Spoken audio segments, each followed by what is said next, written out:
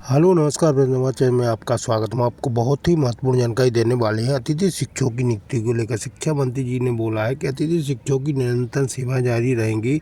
आने की फरवरी में भी इनकी सेवाएं जारी रहेंगी और सभी अतिथि शिक्षकों की भर्ती पुनः कर ली जाएगी। तो इसके संबंध में पूरी विस्तार से जानकारी दी है और स्पष्टीकरण किया गया है प्रदेश अध्यक्ष के द्वारा कि सच्चाई क्या है। अतिथि शिक्षकों की सेवा निरंतर जारी रहेंगी, किनको हटा दिया जाएगा, किनकी पुनः नियुक्ति की जाएगी, पूरी विस्तार से जानकारी देने वाला हूँ। क्या कहना है रविकांत गुप्ता जी का इसको लेकर, नियुक्ति को लेकर और शिक्षा मंत्री जी के बयान को लेकर पूरे विस्तार से बताया गया। तो आप वीडियो में बने रहें, वीडियो पूरा देखें। वीडियो अच्छा लगे तो लाइक जरूर करें और चैनल को सब्सक्राइब बिल्कुल करें इसमें अपडेट पाने के लिए।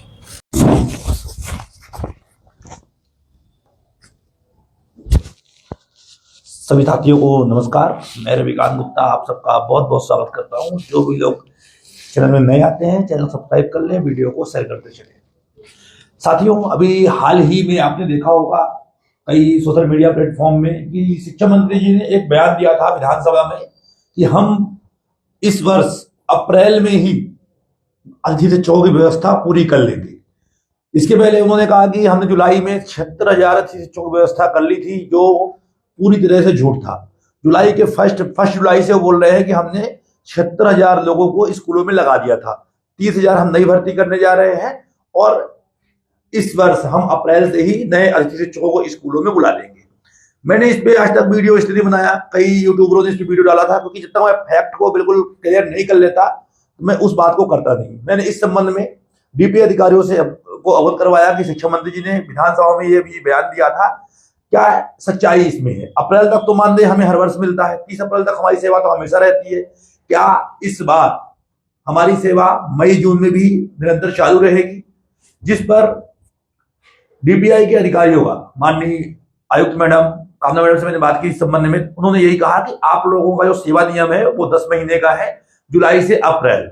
अगर आपकी सेवाएं 31 मार्च की जगह पर 30 अप्रैल की जगह पर 31 मार्च को समाप्त कर दे या 25 मार्च को खत्म करके और 1 अप्रैल से उसे नया कर दे, तो हम मान सकते हैं कि आप लोगों की नियुक्ति अप्रैल माह से शुरू होगी और जो पूरा अनवरत रूप से मई और जून में चलेगी। इसके लिए आप लोग शिक्षा मंत्री जी से बात करिए कि वित्त विभाग से वो स्वीकृति लेकर के आए, जिससे हम आपको मई जून का मानदेय भुगतान कर सके।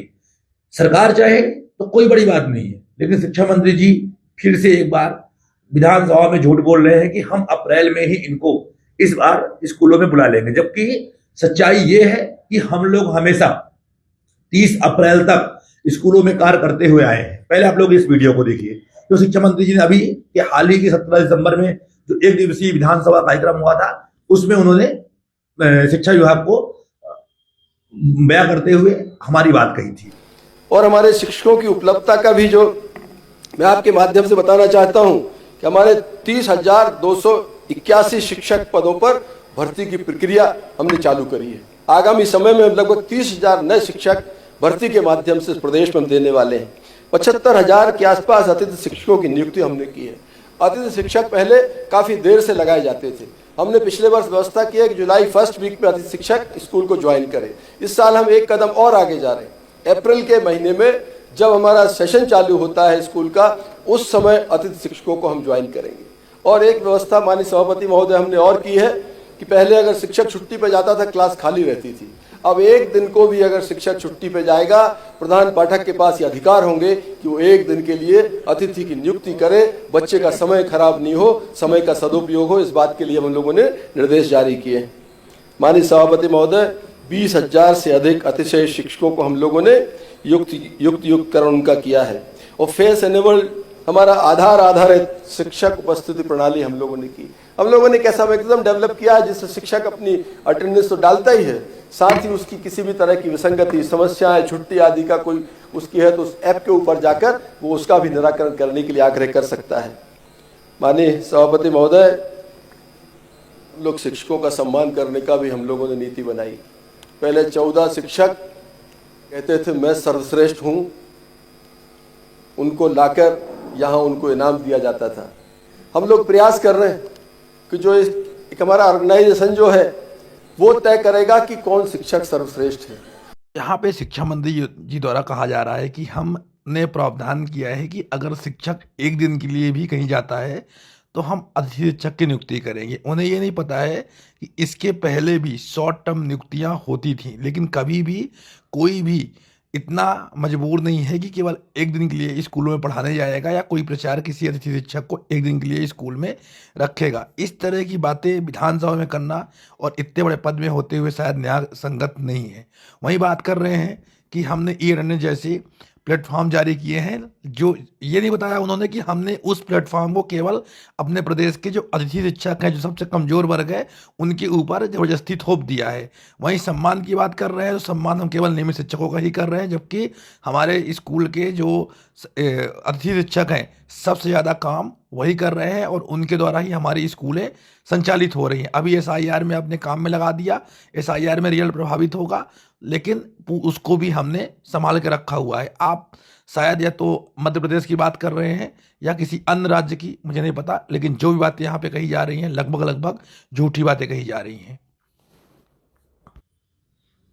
तो आपने देखा कि शिक्षा मंत्री द्वारा कहा जा रहा है कि 1 अप्रैल से ही इस वर्ष हम अतिथि शिक्षकों को स्कूलों में बुला लेंगे। या तो शिक्षा मंत्री झूठ बोल रहे हैं या उनके विभाग के अधिकारी झूठ बोलते हैं, क्योंकि हमारी जो व्यवस्था है वो हर वर्ष 30 अप्रैल तक चलती है, निरंतर चलती है। 30 अप्रैल के बाद हमें 2 माह के लिए ब्रेक किया जाता है और फिर पुनः उसके बाद कभी जुलाई में, कभी जुलाई के सेकंड वीक में, कभी अगस्त में, कभी सितंबर में, यहाँ तक कि दिसंबर जनवरी तक हमारी नियुक्ति प्रोसेस चलती रहती है। अभी शिक्षा मंत्री जी ने इसमें कहा 76,000 लोगों के अंदर भर्ती फर्स्ट जुलाई को कर दिया था, लेकिन 76,000 की भर्ती होते होते पूरा पूरा अगस्त, पूरा सितंबर निकल गया। अभी भी भर्ती लगभग चल ही रही है। तो मैं ये स्पष्ट कर दूं कि अप्रैल 30 तक ही हमारी सेवाएं रहेंगी। मई जून का अभी कोई भी क्लियर गवर्नमेंट की ओर से अंदेशा नहीं आया है कि क्या होगा क्या नहीं होगा, जब तक अगर बजट में वित्त विभाग इस मामले को स्वीकृति नहीं प्रदान करता कि आप लोगों को 30 अप्रैल के बाद भी मानदेय भुगतान होगा, तो आपकी सेवाएं